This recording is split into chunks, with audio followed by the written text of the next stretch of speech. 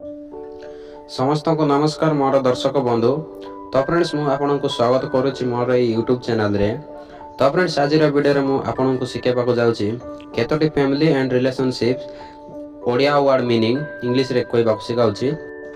तो चलो friends video को देरी न करी स्टार्ट करिवा।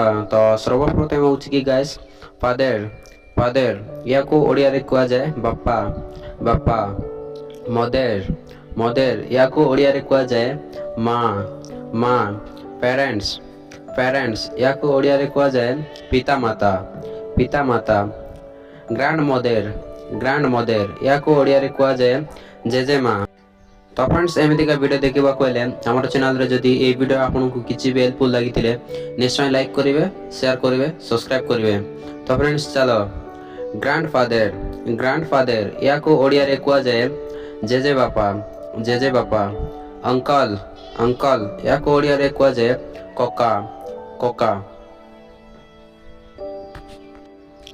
आंटी या को ओडिया रे कहआ जाय कुड़ी। एल्डर ब्रदर या को ओडिया रे कहआ जाय बड़ो भाई। एल्डर सिस्टर बड़ो भौणी। ब्रदर भाई। Sister भौणी।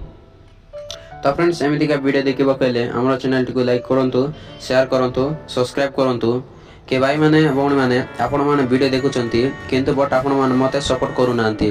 Please guys Gute like कर देबे शेयर कर देबे सब्सक्राइब कर देबे। Thank you so much.